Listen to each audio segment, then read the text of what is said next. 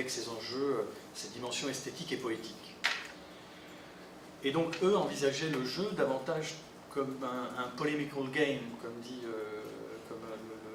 en parle Ido Stern, c'est-à-dire un jeu qui ne vient pas véhiculer un message, vous proposez un contre-discours qui remplacerait un autre, mais plutôt quelque chose qui vient relancer le débat ou la controverse autour d'une question particulière. On reviendra sur cette question un peu plus tard. Outre l'écart entre nos propositions, ce changement d'écriture a mis en question ma position de pouvoir. Puisque j'ai perdu pour un temps, avec Douglas et les artistes, ma capacité d'élaborer une argumentation, j'étais incapable de leur expliquer quoi que ce soit. Et d'ailleurs, la preuve est qu'ils ne comprenaient pas du tout ce que je leur racontais. Il leur a fallu un certain temps pour comprendre un peu tout ce que j'essayais d'expliquer. Non pas parce qu'ils étaient bêtes, mais tout simplement parce qu'ils se posaient les questions différemment.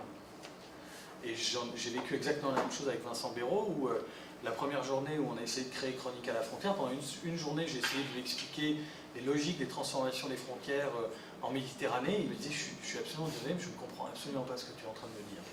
Et donc il prenait des notes, il essayait ensuite de parler, de dire des choses, etc. Et c'était une véritable catastrophe.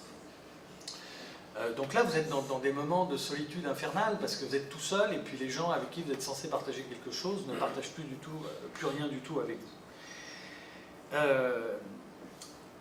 Et c'est là où on a une expérience, en fait. Alors on perd pied, on panique, on peut tout arrêter, mais justement c'est là où il faut éviter de tout arrêter. C'est-à-dire il faut surtout pas penser les expérimentations art sciences comme des dispositifs où on peut jouer sur la complémentarité. J'ai vu ça à un moment dans le texte que vous avez envoyé.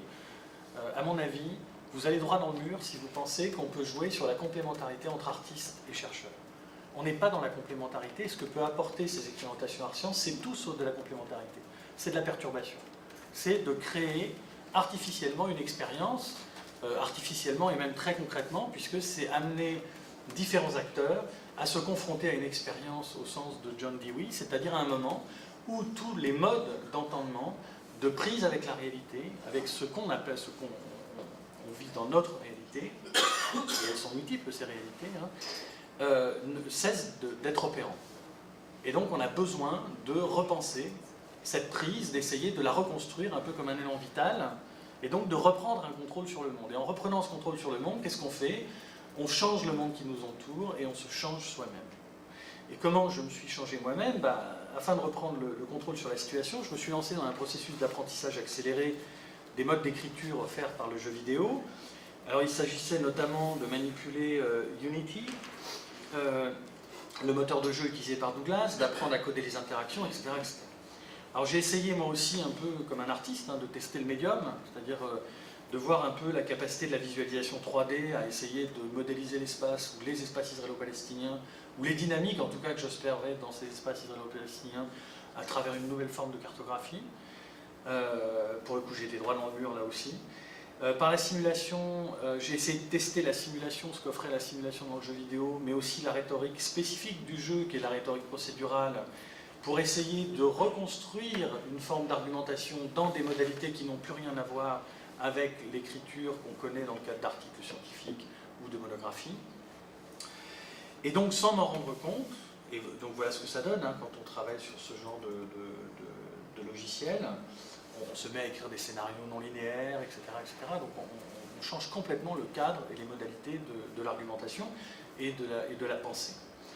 Et donc, sans m'en rendre compte, j'ai progressivement adopté la démarche de l'artiste, comme je disais, par rapport à son médium, qui consiste à explorer ses capacités, à le pousser jusqu'au bout, à essayer de démonter l'appareil photo. C'est Flusser qui disait ça, je crois, à propos de la photo.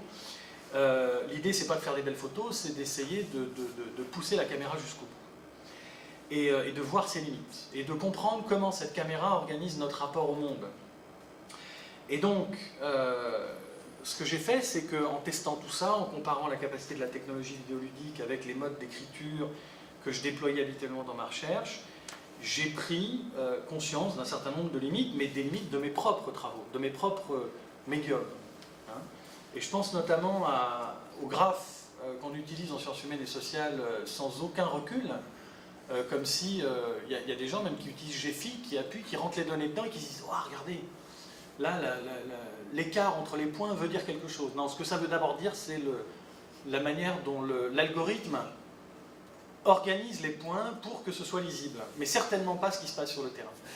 Et il y a un très bon bouquin de Munster là-dessus, sur la manière dont je crois qu'elle parle de network aesthesis ou quelque chose comme ça, je ne me rappelle plus du terme, et où elle montre comment le graphe, le réseau, organise notre pensée de l'espace et notre expérience de l'espace. Et la manière dont on rentre en prise avec cet espace, avec nos données de terrain, etc. etc. Alors, je ne vais pas m'attarder là-dessus, parce que j'ai déjà, je vais faire un petit peu de pub, développé ce genre, enfin, expliqué un peu toutes ces questions-là dans un article qui s'appelle Recherche, art et jeux vidéo, qu'on a publié dans l'Anti-Atlas Journal, qui est aussi d'ailleurs un journal dans lequel certains d'entre nous ont publié, Nicolas, Jean, etc., qui est un journal qui est aussi un espace éditorial exploratoire, où on essaie de bousculer un peu le programme de l'édition numérique, et qui est totalement libre en ligne. Et donc ce que je vais essayer de faire, c'est plutôt de voir, non pas de revenir sur ce rapport critique qu'on peut développer à nos propres formes de pratique, et donc montrer comment elles sont situées, etc., etc., mais plutôt comment ces expérimentations art-sciences viennent bouleverser notre rapport à l'objet, et notre rapport à nous-mêmes et nous-mêmes. Hein, c'est-à-dire comment, en organisant cette expérience, on transforme l'objet d'étude, on transforme sa pratique et on se transforme soi-même. Et on se transforme soi-même dans le plein sens du terme. On se réécrit d'une certaine manière. Alors, et puis, en se réécrivant, on peut repenser de manière assez dynamique et riche nos pistes de recherche, ce qui fait que ces expérimentations art-sciences, ce ne sont pas des détours pour s'amuser un peu ou pour arrêter de faire de la recherche quand on est fatigué, mais vraiment quelque chose qui peut vous amener à aller beaucoup plus loin que la répétition et la reproduction des mêmes types de pratiques qu'on utilise et qu'on a complètement intériorisées dans le cadre de nos pratiques de recherche. Hein, donc c'est un très bon renouvellement, très sain, dans le cadre de nos recherches pour nous amener à être encore plus scientifiques qu'on ne peut vouloir l'être. Alors pourquoi les pratiques art-sciences reconfigurent notre rapport à l'objet ? La capacité des expérimentations art-sciences à reconfigurer nos rapports à nos objets, elle est due à deux choses. Tout d'abord, au fait que l'écriture façonne les modalités à travers lesquelles nous appréhendons nos objets d'étude.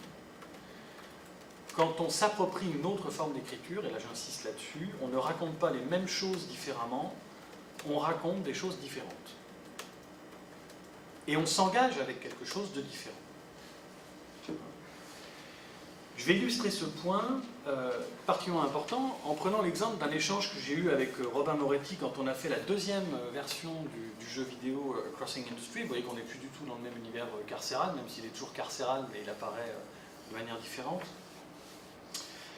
Quand Robin a dit bon, je vois bien, espace israélien, palestinien, etc., les gens ont un rapport asymétrique à l'espace, comment j'en parle visuellement?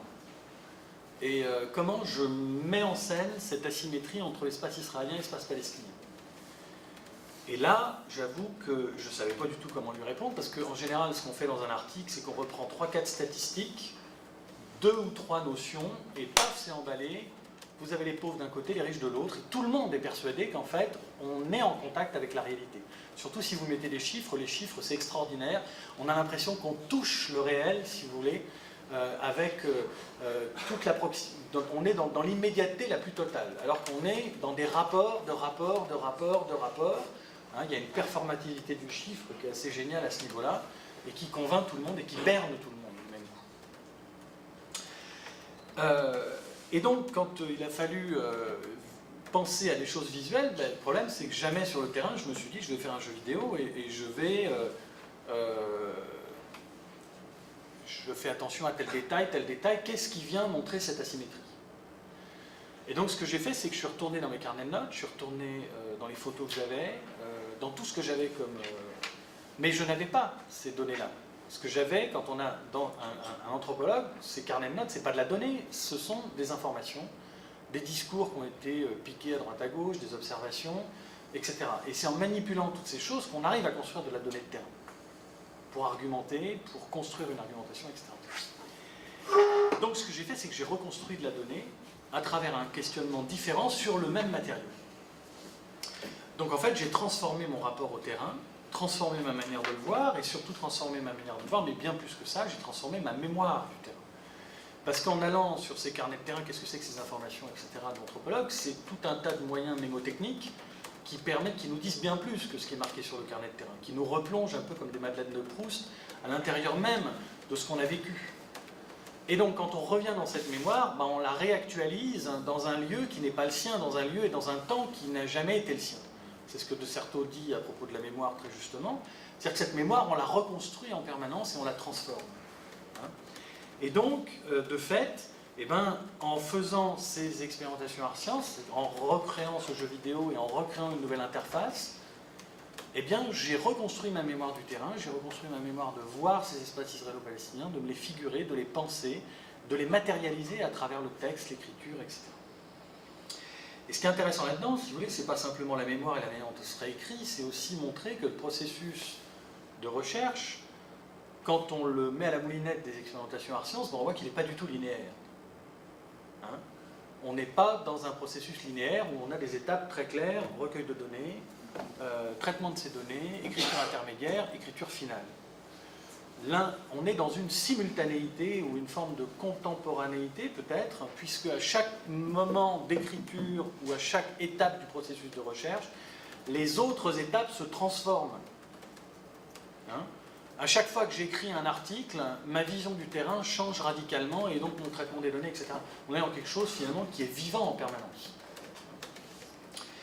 Ensuite, deuxième point, ces expérimentations Ars-Sciences, elles transforment notre rapport à l'objet parce que le chercheur s'approprie temporairement, je pense, la démarche de l'artiste. En tout cas, moi, c'est ça qui m'a bien amusé dans ces expérimentations Ars-Sciences.